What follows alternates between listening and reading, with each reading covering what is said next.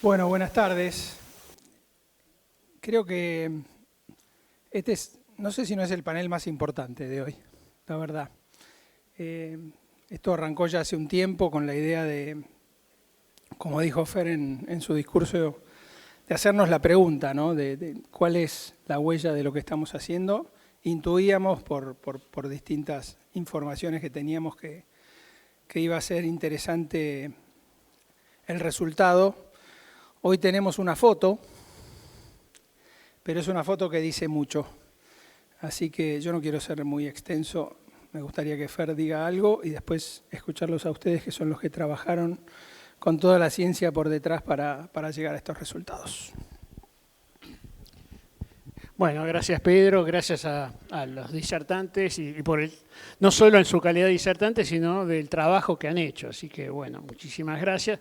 Coincido con Pedro que si yo tuviera que rescatar uno de los muchos temas que se van a tratar, me parece que es central, porque tiene que ver con una estrategia futura que podemos darnos, no solamente para valorizar el grano que ya estamos haciendo, sino para hacer esas zapatillas o estos trajes con maíz de la menor huella posible. Entonces, ese concepto me parece que, tal como dijimos al comienzo, construir una marca país basada en demostrar a partir de datos como los que se están trabajando nuestros disertantes de este momento, es central hacia el futuro de Argentina y que debería formar parte de muchos de los puntos que se conversaban hoy de necesidades, ¿no? Por ejemplo, cuando hablamos del sector diplomático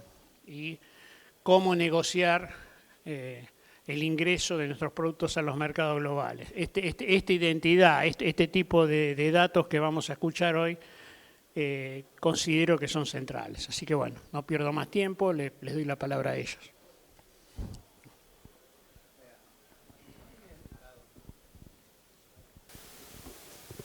Bueno, muchas gracias. Vamos a probar, ahí estamos. Bueno, como recién les comentaron, yo soy Sebastián Galbucera, trabajo en la Dirección de Cambio Climático, estoy a cargo del sistema de inventario, que es el instrumento con el cual se reporta a la Convención Marco de Naciones Unidas en la situación de Argentina. Hoy estamos viviendo un proceso de cambio, digamos, en donde estamos pasando de, siempre bajo el principio de responsabilidades comunes pero diferenciadas, en un esquema en el cual algunos países tenían compromisos de reducción de emisiones a un esquema en el cual todos los países tenemos compromisos que generamos dentro del marco doméstico, y eso tiene que ver con la entrada en vigencia del Acuerdo de París, ¿no? El Acuerdo de París lo que propone es canalizar flujos financieros para alcanzar, digamos, una respuesta mejor frente al cambio climático, ya sea de mitigación o de adaptación, y esto es importante tener en cuenta porque estamos hablando de flujos financieros, ¿no? Lo que necesitamos saber es cuánto necesitamos para también tener una economía más baja en carbono. Y a partir del Acuerdo de París mismo se establece, digamos, un mecanismo de monitoreo, reporte y verificación que tenemos que tener todos los países y que va a ser la base en la cual nos van a evaluar el cumplimiento del Acuerdo de París. Ahora bien, ¿qué significa cumplir el Acuerdo de París? Bueno, cada vez más acuerdos comerciales están atados al cumplimiento o no del Acuerdo de París, ¿no? Estos son notas de diarios, pero bueno, en general hay bastante presión en los mercados compradores, sobre todo en algunos mercados importantes para la Argentina, en el cual tenemos que hacer converger, mostrar lo que hacemos, evaluar lo que hacemos, ver si lo que hacemos está bien, mostrar que lo estamos haciendo bien, lo que podemos mejorar, mostrar que lo podemos mejorar y verificarlo y reportarlo, digamos.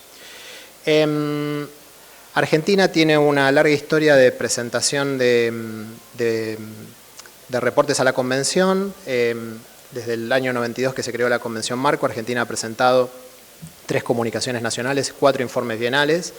Pero lo más importante es que hoy tenemos una ley de cambio climático que nos da un marco para dar sostenibilidad a los procesos, sobre todo lo que tiene que ver con articulación con los distintos sectores, públicos y privados, y también intraestado nos da un marco en el cual nos podemos mover para dar, digamos, para mejorar los cálculos, que es lo que hoy nos interesa, frente a los reportes internacionales.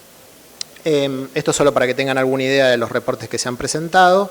Sí es importante tener en cuenta que Argentina presentó a fin del año pasado su Plan Nacional de Acción frente al Cambio Climático, que incluye medidas de adaptación y mitigación, medidas de respuesta, muchas de las cuales tienen que ver con el sector agro, entonces también está bueno que lo tengan en claro porque es parte de ese lineamiento en el cual al lugar a donde uno quiere llegar, entonces está bueno tener en cuenta que está publicado. En la presentación les dejo para que cuando la dispongan puedan entrar a los distintos lugares y también todo lo que tiene que ver con comunicación y difusión. Bien, ahí está, medio sensible. Argentina presentó su cuarto informe bienal de actualización. Somos pocos países en el mundo los que los presentamos. Esto representa un esfuerzo para Argentina. Solamente en Latinoamérica 4 países presentaron su cuarto informe y uno solo su quinto informe. Argentina está elaborando el quinto informe.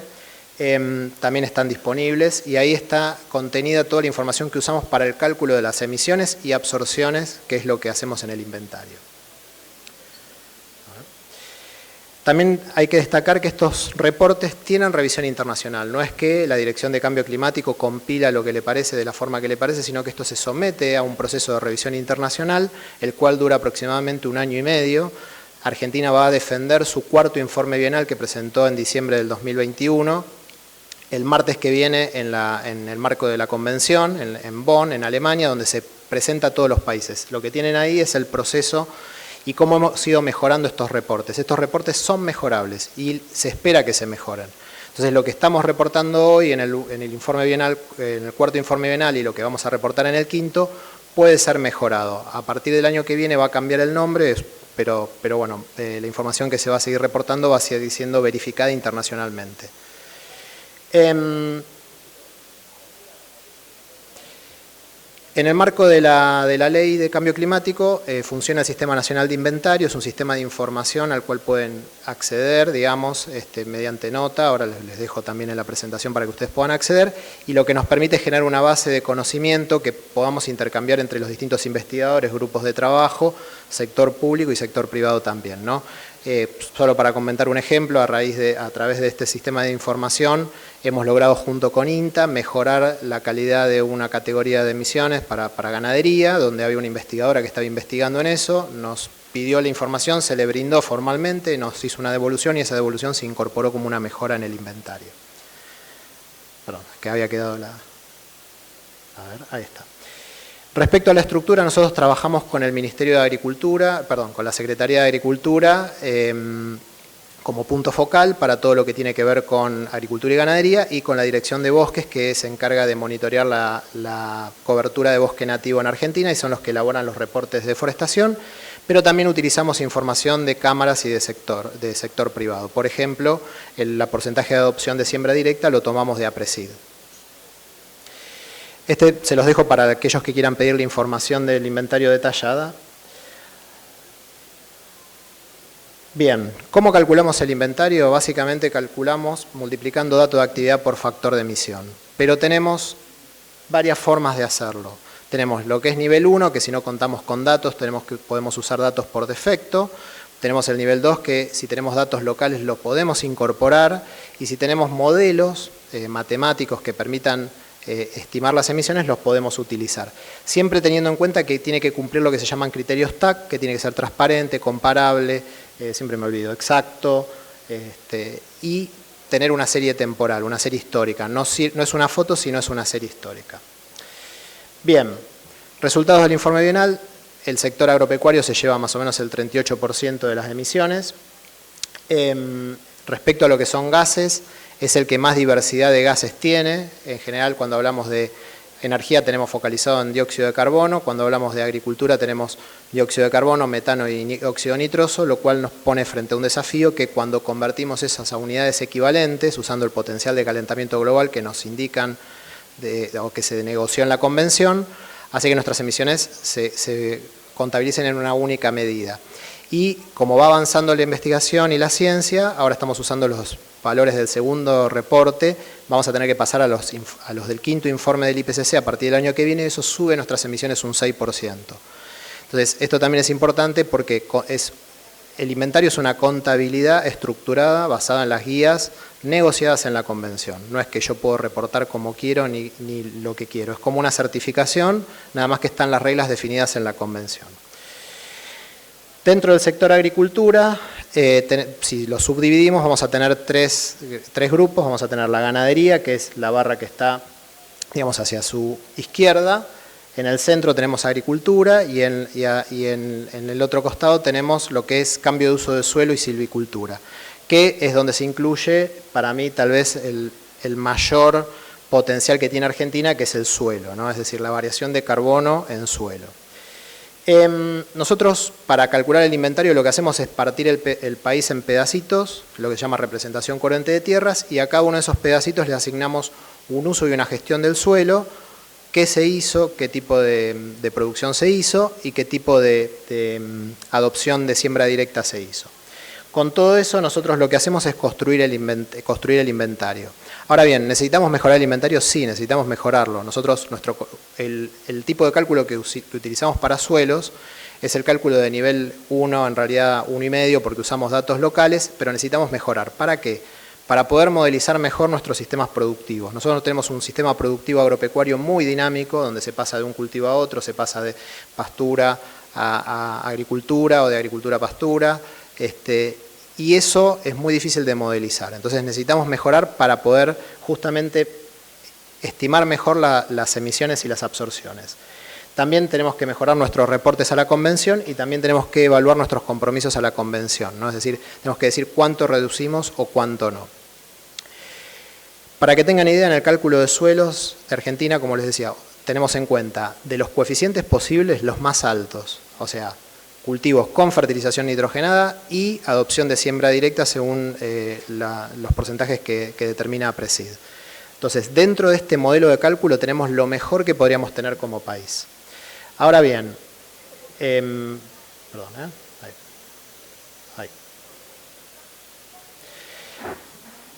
tomamos los carbonos de referencia locales y esto lo que les estoy mostrando es el balance de carbono total país, la evolución desde el año 90 hasta el 2018, que es el último reporte. Las barritas que están por encima del cero son emisiones, las barritas que están por debajo del cero son absorciones. ¿Por qué tiene esa forma? Porque dentro de esa curva entran los cambios de uso del suelo, básicamente deforestación, los cambios entre pasturas y agricultura, digamos, y también el incremento de la adopción de la siembra directa. Entonces, todo eso junto da esa curva. En el año 2017 y 2018, el balance de carbono de Argentina fue negativo, fue de absorción, o sea, capturamos carbono en los suelos. Y esto es lo que está reportado y presentado a la convención. Ahora bien, como les decía, este modelo llegamos hasta lo mejor que podíamos representar con este modelo. Necesitamos ir un paso más. ¿Para qué? Justamente, como les decía, para analizar rotaciones de suelo, mejorar la dinámica, para poder evaluar mejoras y poder de alguna manera verificar esas mejoras, lo cual nos va a permitir verificar también, en algunos casos, reducciones de emisiones logradas y también monitorearlas. ¿Qué es lo que están haciendo otros países? Bueno, básicamente los países que más avanzados están en lo que es dinámica de suelos, en lo que es evaluación de la dinámica de suelo, que son los que tienen ahí en pantalla, trabajan con modelos con grillas del orden de 20, 25 metros por 25 metros de todo el país. Y sobre esa grilla, año por año, van cargando los datos climáticos y de gestión que se hizo en cada una de esas grillas. Imagínense que son modelos bastante complejos y requieren un montón de información. Para lograr, digamos, ir hacia ese camino, lo que estamos haciendo desde el Ministerio es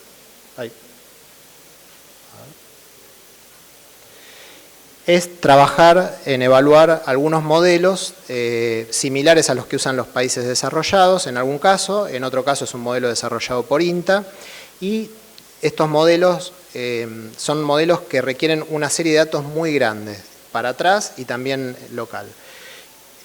Para que se den una idea de las potenciales mejoras que puede haber, perdón que está muy sensible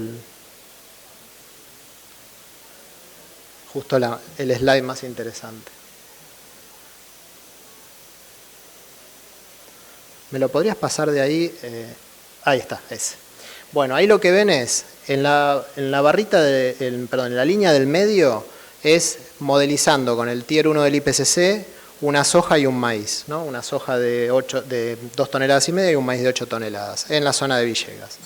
Y lo que ven en las otras dos curvas es la modelización de soja y maíz usando dos modelos más complejos, de lo que se llama de nivel 3, ¿no? Como los que usa, por ejemplo, Estados Unidos. Entonces lo que vamos a ver, que dependiendo del modelo, bueno, puedo ganar o estar más neutro en carbono con un maíz, pero lo que sí es importante es que esta es una serie histórica, no es una foto. Es muy difícil saber si yo gané o perdí carbono tomando la foto de un año solo. Estos son 27 años y los modelos, todos los modelos trabajan sobre una iteración, y para que se den una idea, el modelo madre se llama Century porque es un modelo que se desarrolló, se diseñó para sistemas estabilizados.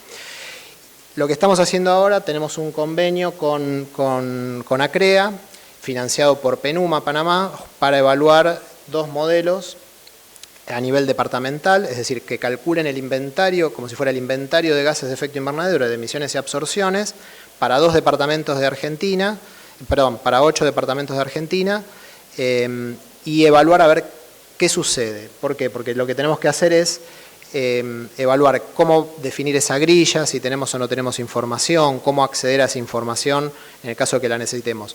Una cosa que me olvidé de comentarles es que estos modelos requieren información de precipitación, evapotranspiración y temperatura mensual, ¿no? Para cada punto de la grilla. Pero bueno, un poco lo que les quería contar era básicamente lo que estamos haciendo. Este proyecto se espera que esté terminado para marzo del 2024. Y la idea también es contrastar los valores de los modelos con valores de sitio medidos con historia de lote, ¿no? Ese es el desafío, ¿no? Tener sitios que tengan una larga historia de lotes. Bueno, espero no haberme extendido mucho, era un poco lo que tenía para contarles, así que muchas gracias.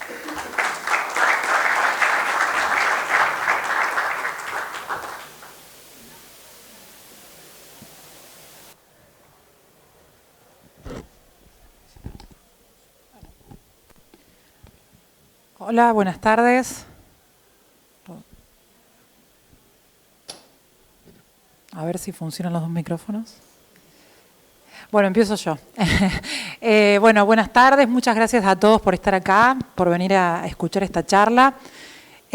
Con Rodolfo Bongiovanni de INTA, yo soy Leticia Turinetti de INTI. Venimos trabajando hace mucho tiempo en el cálculo de huellas.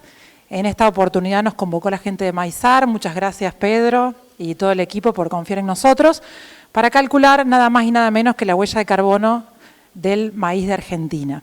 La charla está dividida un poco en dos partes. Yo voy a intentar explicar claramente, lo más claro posible, qué es la huella de carbono, cómo la calculamos, con qué datos y qué resultados se muestra. Me interesa mucho ser clara y que ustedes se puedan llevar el concepto detallado, sobre todo también para después interpretar mucha información que hay sobre este tema, muchísimo, y que puedan, bueno, tener un ojo un poquito más crítico a la hora de leer y saber, bueno, cuándo es información o cuándo son datos con solvencia. Y una cuestión adicional. Una cuestión adicional es que no por casualidad estuvo Sebastián antes de ambiente, porque precisamente los temas son compatibles y estamos en la misma línea de trabajo. Hola. Este anda también, ¿no? Sí. Hola. Bueno, entonces vamos con mi parte. Ay, es cierto que era sensible. Ahí está. Bueno, ¿qué metodología usamos nosotros? Usamos la metodología de análisis de ciclo de vida, que como su nombre lo indica, estudia un producto, un proceso, un servicio a lo largo de todo su ciclo de vida. Desde la extracción o producción de las materias primas, insumos, pasando por todas las etapas de transformación, producción, embalaje, transporte, uso y postconsumo. Todo el ciclo de vida que está un poco graficado ahí, se estudia para determinar finalmente la huella de carbono de 1 kilo, 1 tonelada, 1 litro del producto que estemos estudiando. No es menor tener en cuenta todas las etapas y no solo las que hacen a la hectárea o a la industria, si estamos hablando de un producto industrial, se tienen en cuenta todos los insumos que muchas veces son los generadores de la mayor parte del impacto. Pero cuando hablamos entonces del impacto de una tonelada o de 1 kilo de maíz, en nuestro caso usamos la metodología de análisis de ciclo de vida que tiene en cuenta, como decía, todos los insumos, todos los transportes, todos los tipos de energía utilizados.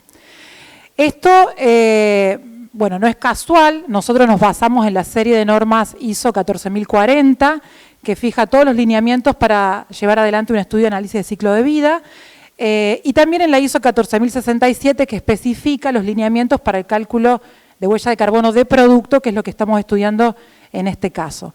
Además, complementamos estas normas con las guías del Panel Intergubernamental para el Cambio Climático, IPCC, que son, digamos, las guías utilizadas por todos los países que reportan sus inventarios nacionales, como comentó Sebastián. Argentina lo hace, muchos otros países también lo hacen, siguiendo esas guías.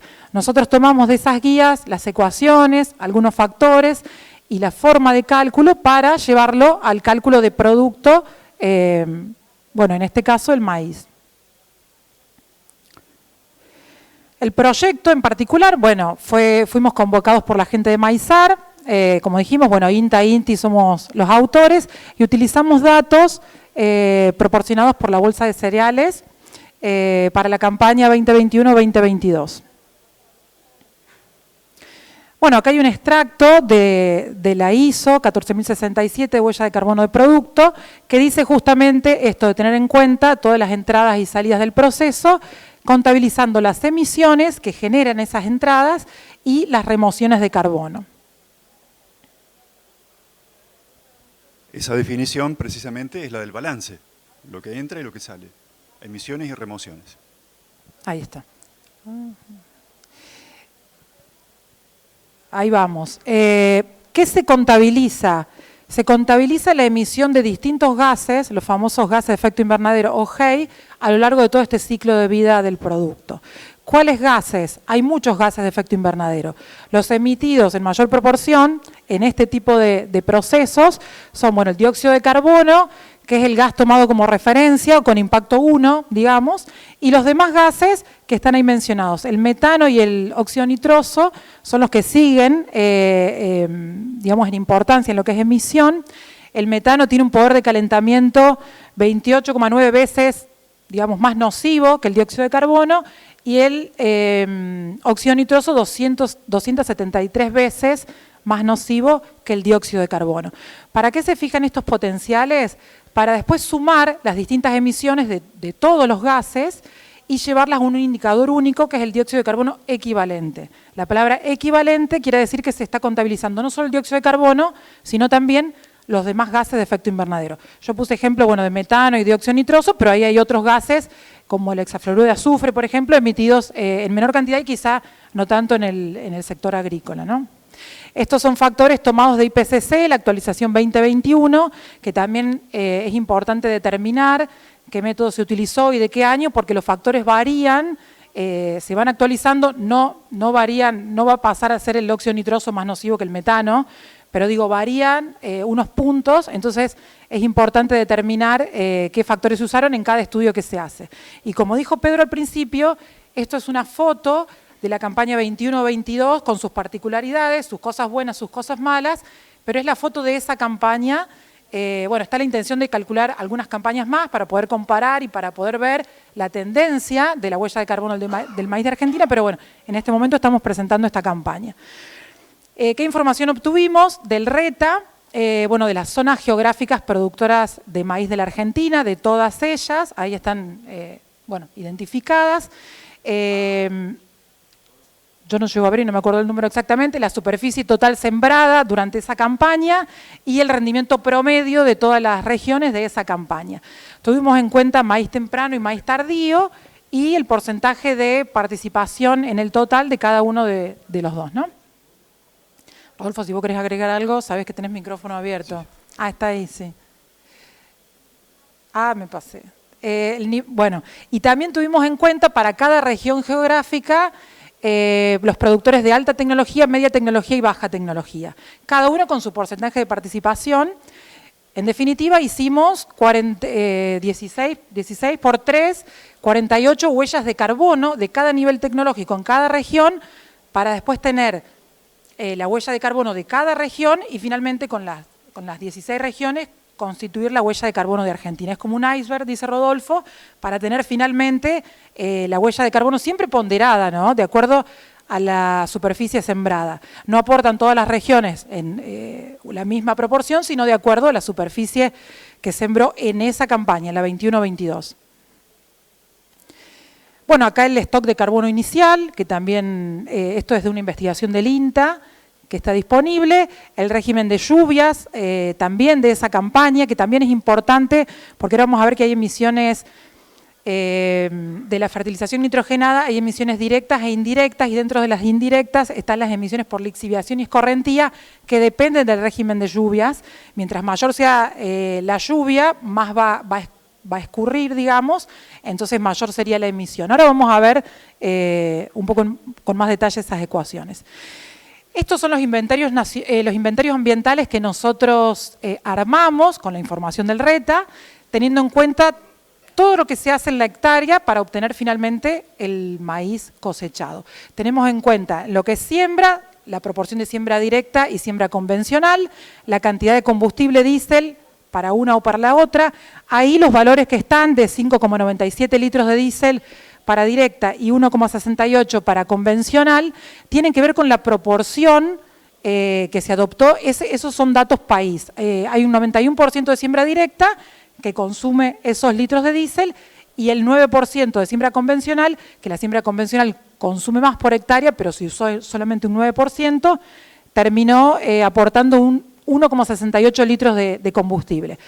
Después está la cantidad de semillas sembrada por hectárea y los datos de la fertilización, que es quizá el elemento o la parte del inventario más importante, porque la fertilización nitrogenada genera, bueno, la emisión de nitrógeno, que como vieron, transformado en óxido nitroso, es un gas de efecto invernadero muy poderoso.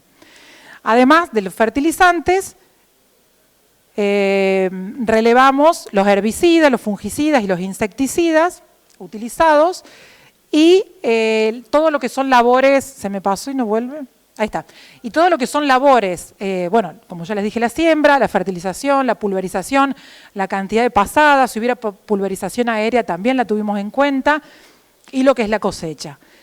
Todo eso forma el inventario ambiental, y un poco similar a lo que dijo Sebastián, después se multiplica por un factor que dice, por tantos litros de diésel, un litro de diésel genera tal emisión, bueno, 12 litros, ¿qué emisión genera? Así es la forma de trabajar. Esas son las emisiones que vienen con los insumos, que se producen en la fábrica del fertilizante, la fábrica del herbicida o del combustible diésel. Pero la utilización también genera emisiones. Y eso lo calculamos, esa parte de las emisiones las calculamos exclusivamente con las ecuaciones de las guías del IPCC que les mencioné al principio. Hay todo un cálculo, bueno, bastante complejo, no vamos a entrar en detalle. Existen emisiones de los residuos de cosecha, emisiones de nitrógeno, directas e indirectas, y también emisiones por la fertilización nitrogenada. Y y ahí hay también directas, indirectas por lixiviación escorrentía, que ya les mencioné, e indirectas por gasificación. En el caso particular de la urea, también hay una emisión de dióxido de carbono que se captura el gas cuando es fabricado el producto y se libera cuando es aplicado en los suelos. El hecho de que aparezcan estas ecuaciones ahí es para estimularlos a ustedes a que de alguna forma vayan a las ecuaciones, las usen, es de dominio público, y nuestra ventaja competitiva es que hemos agarrado esas ecuaciones y las pasamos a Excel, nada más. Pero precisamente es algo que todo el sector debería hacer, porque bueno, tiene su complicación pasar la fórmula, pero es posible, digamos, ¿no? Es de acceso libre. Y acá es donde, bueno, un poco les decía, juega un rol fundamental el nivel de lluvias que ha habido en la campaña para que la lixiviación sea mayor o menor, ¿no? Eso también fue tenido en cuenta. Bueno, vamos a los resultados. Nosotros calculamos la huella de carbono del maíz de Argentina, tuvimos un resultado por hectárea de 1.246 kilos de dióxido de carbono equivalente, y por kilo de maíz cosechado, 0,178 kilos de dióxido de carbono equivalente por kilo de maíz. Ese ya es el promedio ponderado entre temprano y tardío, que temprano y tardío, como muestran los gráficos a continuación, dieron resultados muy parecidos. Ahí está. Muy parecido el resultado y muy parecida la tendencia de qué elemento es el que genera el mayor impacto. Como vemos, en la superficie bordó son las emisiones de la fertilización y la partecita gris son las emisiones de la producción del fertilizante. Entre los dos suman más de un 50%. Después tenemos una alta emisión también de los residuos de cosecha en la parte azul y bueno, la producción de los herbicidas en la parte amarilla y de los combustibles en la franja azul. Los dos, como digo, los dos maíces, el temprano y el tardío, tuvieron un desempeño muy similar y cuando uno los combina, resulta que el resultado de Argentina, bueno, no hay novedades ahí dentro de cuáles son las etapas o los elementos que generan el mayor impacto dentro de la huella total. Yendo un poco más a la apertura que nosotros pudimos hacer con los datos, acá tenemos la huella de carbono del maíz de cada una de las 16 regiones, por hectárea la barra más oscura y por kilo de producto la barra naranja. Hay algunos casos, que son 3, si no me equivoco, donde como que supera la barra naranja a la barra marrón. ¿Qué pasó ahí? El rendimiento fue muy bajo. Hubo una inversión, digamos, en colocar insumos y recursos a esa hectárea, después el rendimiento no fue el esperado, entonces resulta en un alto impacto por kilo, ¿no? Entonces, interesante ver las dos huellas, por hectárea y por kilo.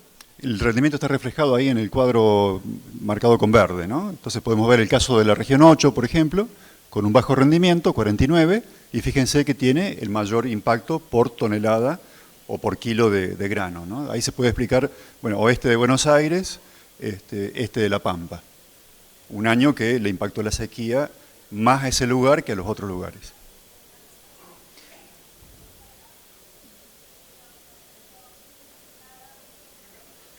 Cuesta, pero vamos a llegar. Quizás nos pueden pasar desde ahí. La verde, ahí quedó. Bueno, resultó por nivel tecnológico. Del mismo modo, combinamos todos los niveles tecnológicos altos, todos los medios y todos los bajos, y nos da las huellas que ven en pantalla. El primero es el de Argentina, como para tener la referencia, y el nivel tecnológico alto que da apenas un 3% superior a la media de Argentina, el medio que da muy parecido al de Argentina y el bajo que da bastante inferior por hectárea, porque ahí es donde se aprecia que quizá la inversión en colocar recursos e insumos no es tan alta. Y no ha habido tanta diferencia en los rendimientos, insisto, en esa campaña. Por eso es que resulta que el nivel tecnológico bajo pareciera mejor. Esto es importante, por eso decimos que es importante hacer varias campañas para poder, correr de escena esas dificultades o esas cuestiones particulares que puede haber sucedido en una campaña versus la otra y poder tener una línea temporal de un par de campañas para tener el valor como más concreto. Abajo está indicada la cantidad de fertilizante utilizado dentro del nivel tecnológico alto, el medio y el bajo. Ahí se aprecia, notablemente la aplicación de fertilizantes, como fue mucho mayor en el alto, y quizá, yo no soy agrónoma, les pido disculpas si digo alguna palabra no exacta, quizá no acompañó después el rendimiento a esa fertilización que se hizo, ¿no? Y por eso que resultó con una huella un poquito superior al promedio. Una salvedad es que esa es la cantidad de fertilizante en bruto, no es ni N, ni P, ni K, sino que es en bruto. Lo que pasa es que como quisimos mostrar la relación con cantidad en bruto, es la sumatoria simple. Después sí, cuando publiquemos, lo vamos a hacer por elemento esencial, pero en este caso simplemente un valor en bruto. De todos modos creo que no lo pusimos. Valor en bruto quiere decir urea, está ahí como urea y no como nitrógeno. Y así con eso. Me parece que no lo pusimos, pero el nivel tecnológico bajo, que era ese caso, tiene muy poco porcentaje de utilización o de aplicación en cada una de las regiones. Era inferior al 10%, si mal no recuerdo, en todas las regiones de Argentina. Después, ¿qué pasa con la siembra directa? Que era una pregunta que nos hacía la gente de Maizar. Según el relevamiento del RETA de esa campaña, el nivel de adopción de siembra directa fue del 91%, obteniendo la huella de la que venimos hablando. Bueno, si el 100% se hiciera con siembra directa, la huella bajaría por kilo de producto de 178 a 177, y si se hiciera todo convencional, ahí sí habría un impacto, digamos, o una suba de la huella de un 4%, de 178 a 185, ¿no? Esa es, bueno, una de las modelaciones que se hicieron. Considerado en el corto plazo, solamente considerando el uso de insumos, sin tener en cuenta los otros efectos secundarios que llevaría a labranza 100% convencional. Y bueno, este es el último, la última tabla y el gráfico que les voy a mostrar yo, después quedan en manos de Rodolfo. Acá también lo que hicimos fue, bueno, llegando hasta el puerto de acá de Argentina, ¿no? ¿Cuánto se agrega por transporte, por transportar esa tonelada, ese kilo, bueno, lo que sea de maíz hasta el puerto? Es un 13% más de impacto el transporte. También se tuvo en cuenta la energía o el combustible utilizado en el puerto para mover el producto, pero no es relevante esa energía, pero sí el transporte, que hicimos toda una ponderación de las distancias, le sumamos unos 200 kilómetros desde el campo hasta el puerto, y ahí estamos agregando un 13% más de impacto o de huella. De 178 pasamos a 204. Solamente el puerto de salida. No se hizo, se puede hacer y agregar lo que es el transporte marítimo hasta destino, que le incluiría, por supuesto, más emisiones todavía, ¿no? Esto un poco lo decían en la presentación inicial, el tema del flete, del transporte, suma huella de carbono, entonces qué importante que sería la valorización acá en origen. Bueno, y el gráfico que muestra un poco gráficamente, y ahí con unos colores, lo que les contábamos de cómo se pasa de 178 o 0,178 kilos de dióxido de carbono equivalente a 0,204 cuando lo ponemos en el puerto, ¿no? Debido pura y exclusivamente a las emisiones del transporte. Ahora, Rodolfo, ¿seguís? Bien. Bueno, una de las cosas que agronómicamente por ahí nos interesa es cuál es la relación rendimiento y emisiones por hectárea. Ese modelo no nos dijo nada, porque como pueden ver, el modelo no es sólido, no es significativo, la R cuadrada es muy baja, es una baja relación entonces existente, porque hay modelos o hay sistemas, digamos, de alto rendimiento con bajo impacto, y al revés, puede haber modelos o sistemas de bajo rendimiento y alto impacto. Quiere decir que no encontramos una relación sólida, por lo menos a nivel global. Acá se me salteó una. Lo que sí encontramos es una alta relación entre aplicación de nitrógeno y las emisiones por hectárea, ¿no? Hay un vínculo directo, mayor emisión, mayor huella de carbono. ¿Qué quiere decir esto? No es que no haya que usar fertilizante, lo que hay que hacer es encontrar el punto óptimo entre emisiones, rendimiento y los objetivos que se persigan, por supuesto, en la empresa, que es producir más maíz.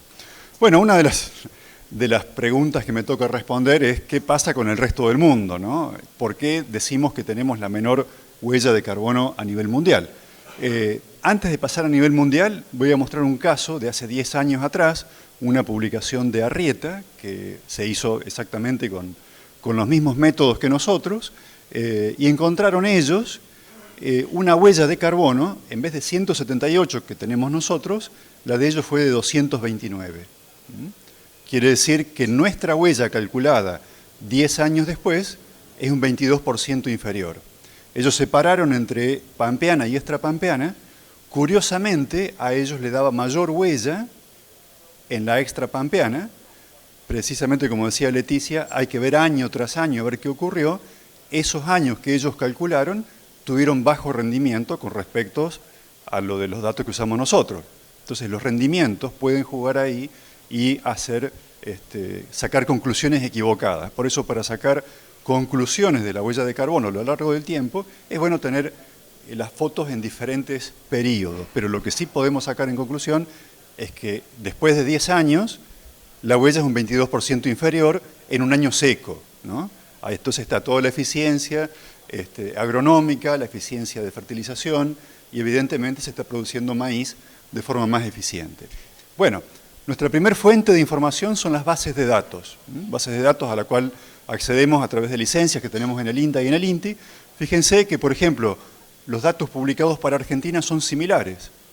La base de datos publica 176 kilo por kilo, 0,176 kilo por kilo, y nosotros calculamos 0,178. Es una diferencia de apenas el 1%, el margen de error que tenemos. Pero con respecto a los otros países, inclusive lo que publican las bases de datos, son datos consultados ahora en el 2023, tenemos una diferencia sustancial.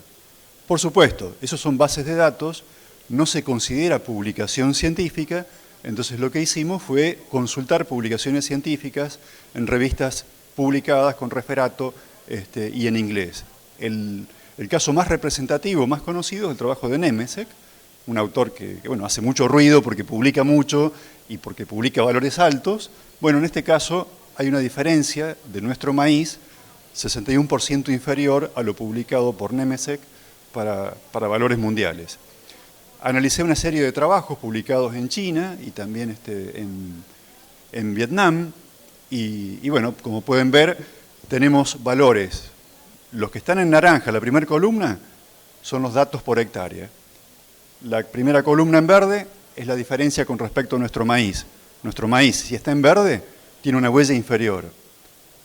La tercera columna en naranja es la huella de carbono por tonelada de producto, o sea, que como dice ahí, kilo de dióxido de carbono equivalente por kilo. Y nuestros valores están todos en verde, todos inferiores a China. Vamos a Europa. En Europa no hay mucho publicado, sí hay mucho trabajo hecho en el caso de biocombustibles, no como grano de maíz solo, entonces tomamos lo que estaba publicado a nivel Europa, proveniente de Polonia, proveniente de España. Fíjense que en Polonia no hay mucha diferencia con los valores que nosotros encontramos, y en el caso de España hay una gran diferencia porque ellos queman el rastrojo. Por lo menos en este trabajo publicado declaraban que quemaba el rastrojo, con lo cual eso explica gran parte de la diferencia. En Estados Unidos hay una gran cantidad de trabajos publicados, yo tomé solamente algunos, los más representativos. Traté de irme de los ensayos para ir a los relevamientos por zona, un requerimiento que me hizo acá Pedro y Fernando, que saliera de los datos puntuales de los ensayos. El último de los trabajos es curioso, porque es de Grassini, un colega argentino que está trabajando en Nebraska, estuvo hace poco en el Congreso de Rosario, el de fertilizar.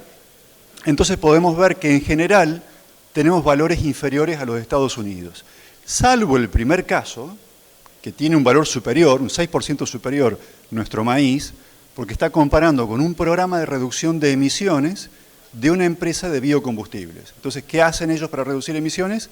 Economía circular, ¿no? Ellos compran abono, o sea, cama de pollo, compran abono de tambos y demás, y en vez de fertilizar, usan esos efluentes. Entonces, ahí por lo menos no tenemos ese 23%, ellos, mejor dicho, no tienen ese 23% de la fabricación de los fertilizantes. En el caso de Brasil, nuestra huella es un 52% inferior, como podrán suponer. Bueno, este trabajo de Brasil es de 20 años, ¿no? Hay que sacarle el sombrero a los brasileños que han hecho un trabajo bastante interesante, 20 años, incluyendo el cambio de uso de suelo, que en nuestro trabajo asumimos que no hubo deforestación en las regiones que nosotros estudiamos, por lo menos en los últimos 20 años. El caso de Brasil, como toma un periodo bastante largo, sí considera cambio de uso de suelo. Bien, ¿para qué sirve esto? ¿Cómo se vende? Bueno, fíjense, por ejemplo, Europa ha avanzado mucho en esto. En Francia, la huella del maíz de Francia a nivel choclo en verdulerías es de 380 gramos por kilo de choclo. Cuando se hace la polenta, 790 gramos por kilo de polenta. Cuando se lleva un maíz enlatado en granos, son 1,2 kilos por kilo de producto. Y cuando vamos ya a una marca comercial, como es el caso de la marca No COE, que es de Mondelez, si uno lleva a un precio por kilo este producto, el precio es de $75 el kilo. ¿Con qué se compara esto? Esto es un producto carbono neutro, ¿no? Habrá que ver cómo neutralizar, cómo compensaron, bueno, eso es otra historia, si es intrínseco o si han compensado de forma externa al sistema, pero lo cierto es que es un producto carbono neutro que tiene este precio. Lo comparamos con un producto similar, que no encontré algo de maíz, pero esto es parecido, grano entero de maíz, el precio es de 10,55, la relación es de 7:1. No quiere decir nada más que para darnos una idea de hasta dónde puede estar la voluntad de pago, que esta encuesta del Instituto de Business Value, esta encuesta, dice que hay un 54% de consumidores que están dispuestos a pagar más por estos productos. Hay campañas hay campañas en Europa, ¿no?, para que la industria de alimentos muestre los números. ¿Qué números? Que muestre la huella de carbono. Encuestas en los envases, encuestas en los carteles en los edificios públicos, supermercados como este de Accenture en Italia, el supermercado del futuro. No me canso de mostrarle esta imagen porque me gusta mucho, en una pantalla interactiva, la huella de carbono disponible al consumidor. Concluyendo, cerrando la presentación, podemos decir que el resultado para la campaña 21-22 fue ese, que está ahí, 178 gramos por kilo, 22% inferior a la de hace 10 años a nivel país, 61% inferior al promedio mundial, ahí hay que considerar el cambio de uso de suelo que está involucrado en esa diferencia, 52% inferior a la de China y Tailandia, porque ellos usan mucho más nitrógeno que nosotros, similar a la de Polonia, pero 66% inferior a la de España, por el tema de la quema del rastrojo, 27% inferior a la de Canadá y Estados Unidos, aquí porque tenemos también mayor, en esos países, mayor uso de fertilizante nitrogenado, 52%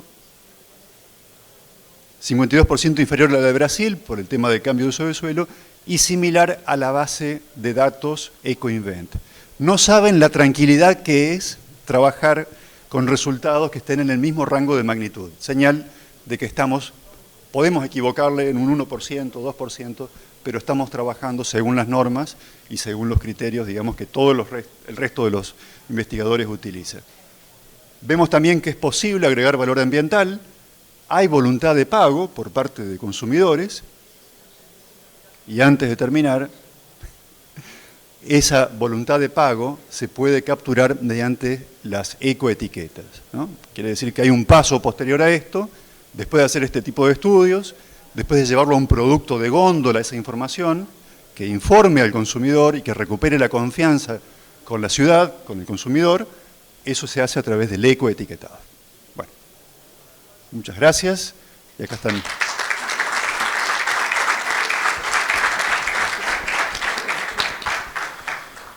No, bueno, simplemente queríamos mostrar el enorme potencial que tiene el ecosistema del maíz en Argentina. Hay muchísimo trabajo por hacer, esto es una foto, pero seguro que tenemos diferencial, el mundo está dispuesto a pagarlo y el tema es concientizarnos de que esto es así y trabajar en consecuencia. ¿Fer? Sí, tal como veníamos diciendo, formulábamos las preguntas, teníamos alguna idea de que podía pasar esto, porque cuando uno ve otros cultivos que se están trabajando en este mismo sentido, son acordes a los datos que en muchos casos son generados por el mismo equipo que hizo este trabajo.